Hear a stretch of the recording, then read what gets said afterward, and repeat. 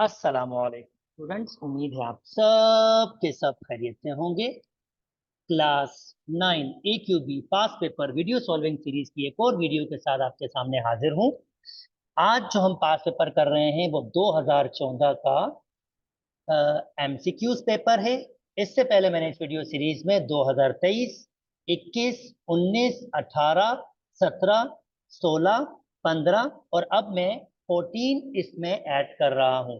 इसी सीरीज में आपके पास 2008 और 2012 भी ऑलरेडी मौजूद है। चलिए आइए स्टार्ट करते हैं इस पेपर को।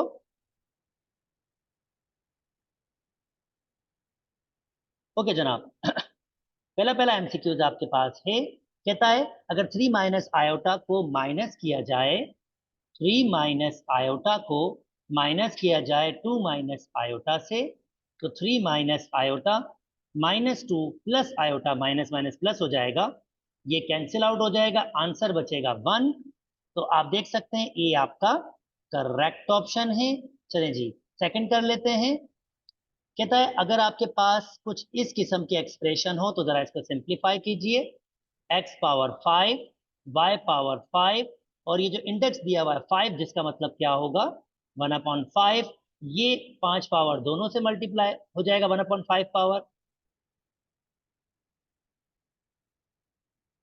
तो ये हो जाएगा आपके पास एक्स वाई। डी आपका करेक्ट ऑप्शन है। चलिए नेक्स्ट मूव कर जाते हैं। a plus B is equal to zero, B plus A is equal to zero, it says two B. अब ये प्रॉपर्टी कौन सी है?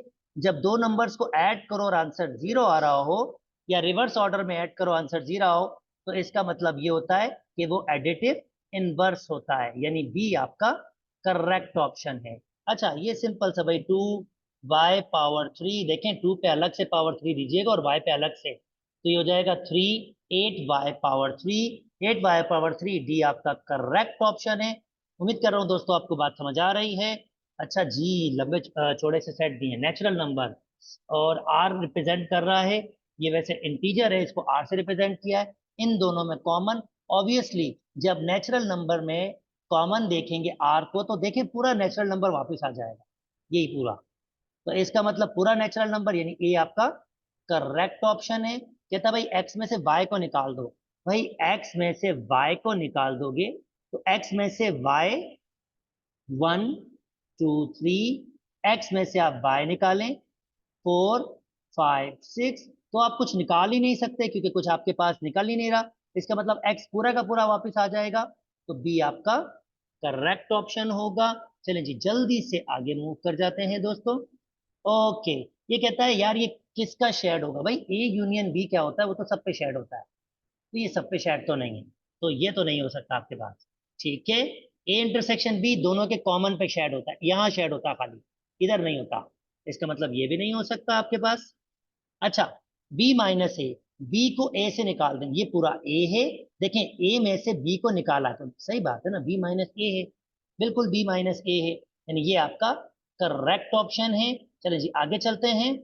विच of the following is one two one function?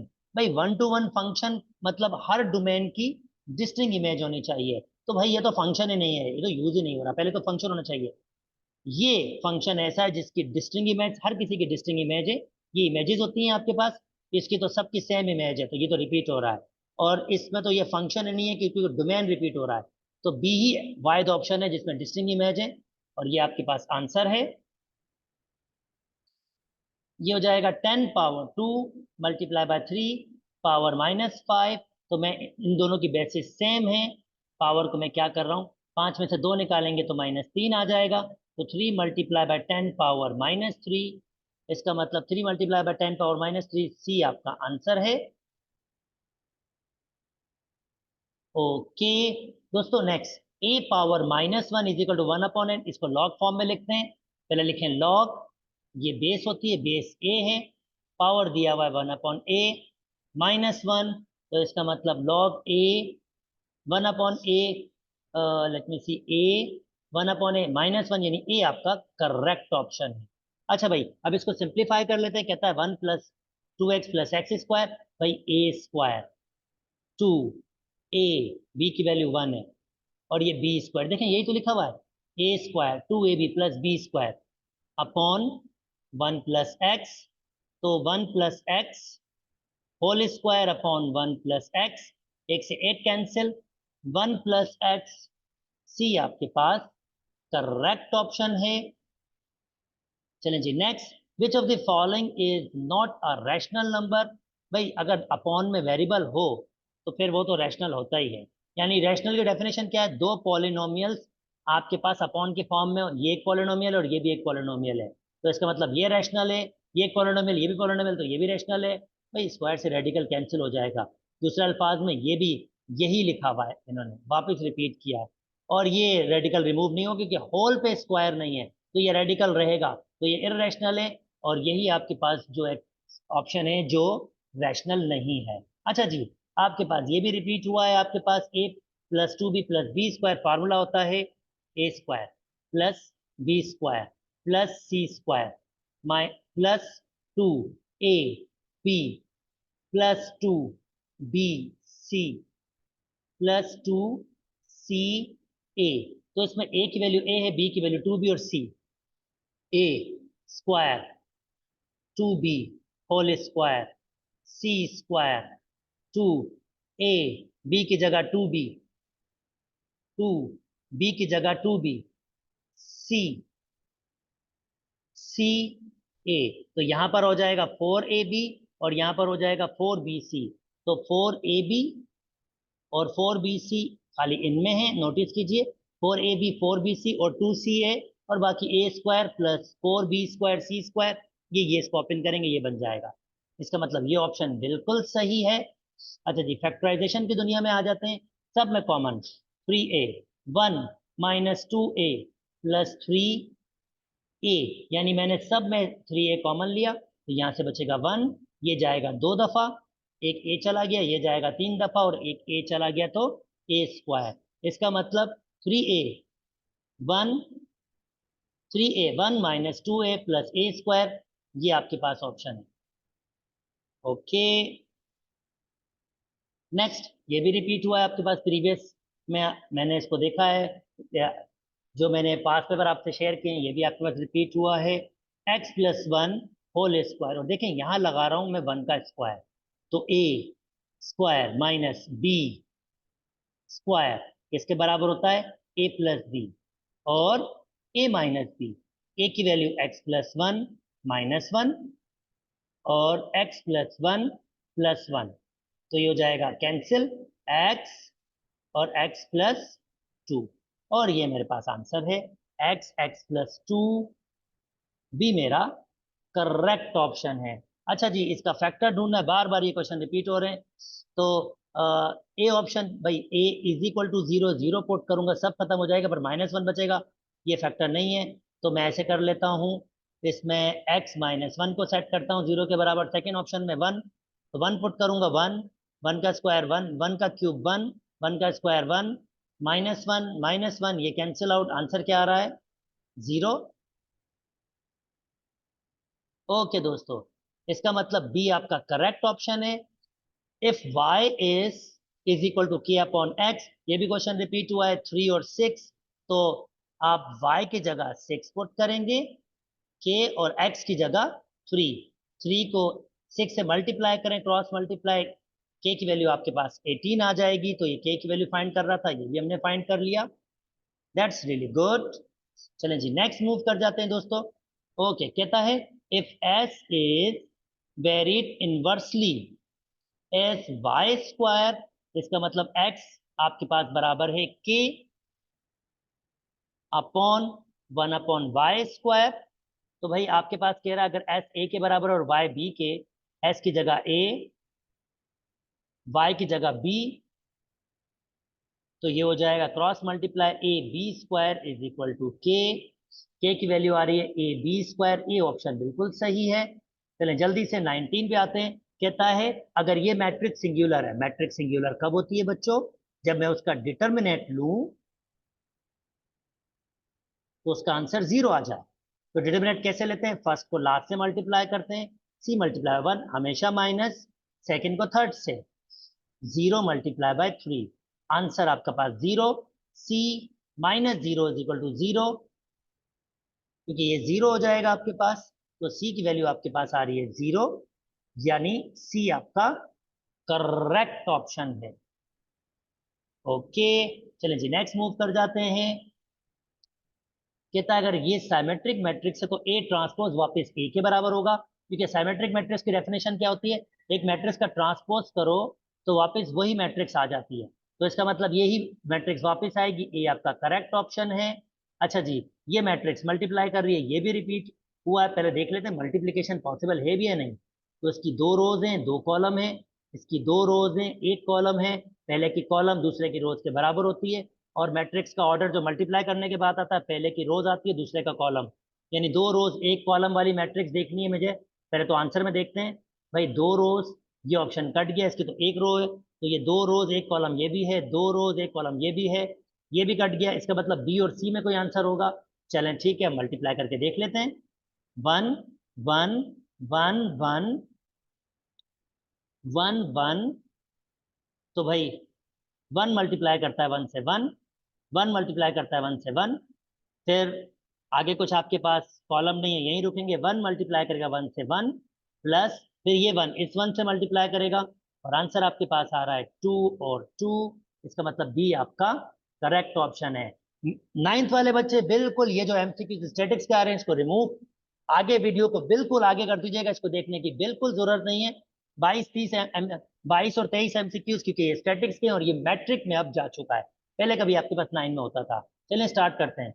with giving pie chart providing an information about a linking of a different spots of a certain school, read the pie chart carefully। भाई pie chart आपके पास है, tennis, cricket, badminton, baseball, football, hockey, कह रहा है which what is the central angle of a sector represented to the linking basketball. Central angle, अब ये percentage में दिया हुआ, मुझे एंगल में फाइंड करना है। भाई बास्केटबॉल आपके पास कहाँ है, ये 50% है, तो आप एंगल कैसे निकालेंगे, 15 को डिवाइड करें पूरा 100 से, क्योंकि परसेंटेज की फॉर्म में, और इसको मल्टीप्लाई कर दें 360 से, ये एंगल निकालने की टेक्निक होगी आपकी। तो ये आपके पास जाएगा 3 दफा, 2 दफा मल्टीप्लाई बाय 360, ये हो जाएगा 18, 18 को 3 दफा मल्टीप्लाई करेंगे, आई थिंक 54 आपके पास आंसर आएगा, इसका मतलब डी आपका करेक्ट ऑप्शन है।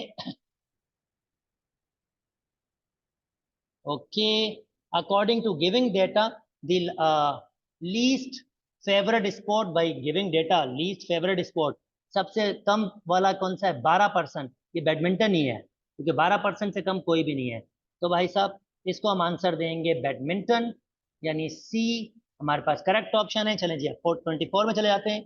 विच of the following statical measurement में have more than one value, mode होता है, मोड के अलावा कोई नहीं होता, मोड की एक से ज्यादा वहां पर डेटा में वैल्यूज हो सकती हैं। चलें जी आगे मूव कर जाते हैं। अब 9 वाले बच्चे वेलकम, वापस आ जाइए, क्योंकि अब ज्योमेट्री स्टार्ट हो गई है आपके पास। ओके, यहाँ कहता है कि भाई एंगल एफ फाइंड करना है गिविंग, तो भाई एक्स एक्स के बराबर है, वाई वाई के बराबर है, जेड जेड के, इसका मतलब 3 साइड है आपके पास बराबर है ट्राइंगल के, तो ट्राइंगल आपके पास क्या होगी, ये कॉन्ग्रेंट होगी, क्योंकि 3 साइड है बराबर है ना, जब 3 साइड आपके पास बराबर होती हैं तो इसका मतलब ये होता है कि ट्राइंगल आपके पास कॉन्ग्रेंट है। तो प्लीज स्टेटमेंट बनाएं, triangle A B C congruent होगी ए बी सी, चेक करें ए बी जेड है तो जेड कौन सा है, डीई, तो आपने डीई दे दिया, ठीक है। अब डीई और मैं एफ दे रहा हूं, ट्राइंगल पर चेक कर लें कि सारी चीजें बराबर आपने की है नहीं की है, ए बी डीई के बराबर है, A B Z DE Z, B C, B से सी एक्स है, तो ई से एफ, ई से एफ भी एक्स है, और डेफिनेटली लास्ट वाला बराबर होना ही है, तो इसका मतलब एंगल एफ फाइंड करना है, एंगल एफ बराबर होगा एंगल सी के,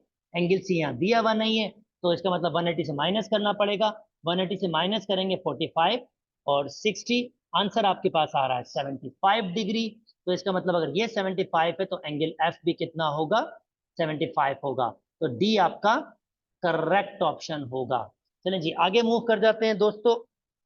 कहता है for the giving triangle A B C and D E F angle C अगर ये 90 है दोस्तों और ये 27 है, तो आप 90 से 27 माइनस करें।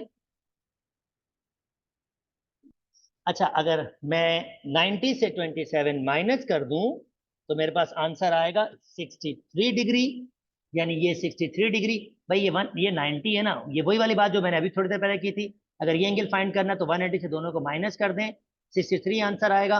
अब इसने ऑलरेडी कॉन्ग्रुएंसी दी हुई है, a two triangle for giving two triangle, वही ए बी 90 है। अब अगर राइट एंगल ट्राइंगल हो और आपके पास कोई दो साइड है हाइपोटेन्यूस और एक साइड गिविंग हो, तो इसका मतलब ट्राइंगल आपके पास कॉन्ग्रुएंट है, और कॉन्ग्रुएंट है और आपको एंगल कौन सा फाइंड करना है, ये 63।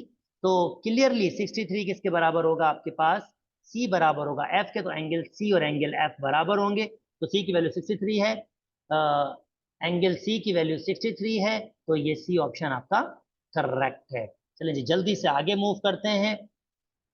कहता पैरालेलोग्राम है, कहता पैरालेलोग्राम में मैं पैरामीटर सारी साइड्स का जमा, तो भाई पैरामीटर मतलब होता है इसका इसका इसका और इसका जमा। अगर ये x होगा तो ये x होगा, सबका जमा मतलब 10 प्लस 10 प्लस x किसके बराबर दिया हुआ है, 30 के। 20 प्लस 2x बराबर दिया हुआ है 30 के, 20 वहां माइनस कर लीजिए 20, तो 2x बराबर हो जाएगा 10 के, कैंसिल आउट कर लीजिए, x की वैल्यू 5, यानी ये साइड 5 होगी और ये साइड भी किसके बराबर होगी, 5 के। तो आपसे कह रहा है बीसी साइड बिल्कुल जी 5 के बराबर होगी। उम्मीद करता हूं दोस्तों आपको बात समझ आ गया होगा। पैरामीटर का मतलब होता है सारी साइड्स का जमा। ओके दोस्तों, 28, any point equal to stands from the end point of a line segment. भाई ट्राइंगल बना लेते हैं और देखें क्या कह रहा है।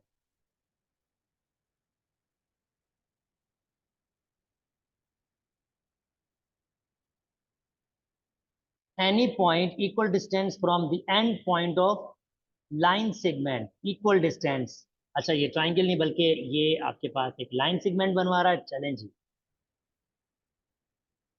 कह रहा है अगर कोई पॉइंट आपके पास हो और वो लाइन सेगमेंट के एंड पॉइंट से इक्वल डिस्टेंस हो, तो ऐसे जितने भी पॉइंट्स बनेंगे, ऐसे जितने भी पॉइंट्स बनेंगे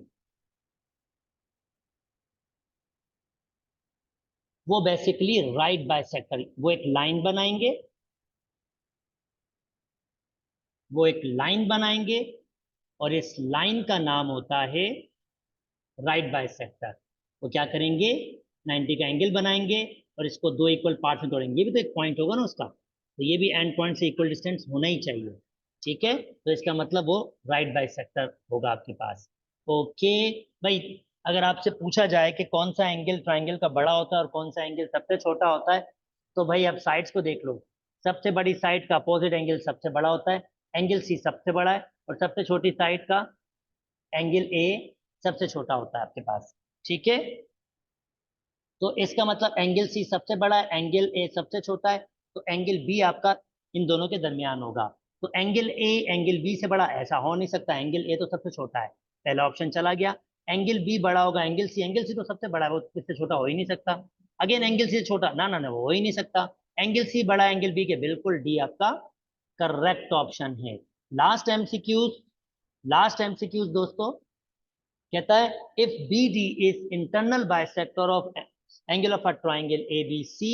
अगर ये इंटरनल बाइसेक्टर है इसका मतलब ये दोनों आपस में बराबर होंगे, तो ये साइड रेशो ये साइड बराबर होगी ये साइड रेशो इस साइड के। तो 3/2 बराबर होगा x/y के।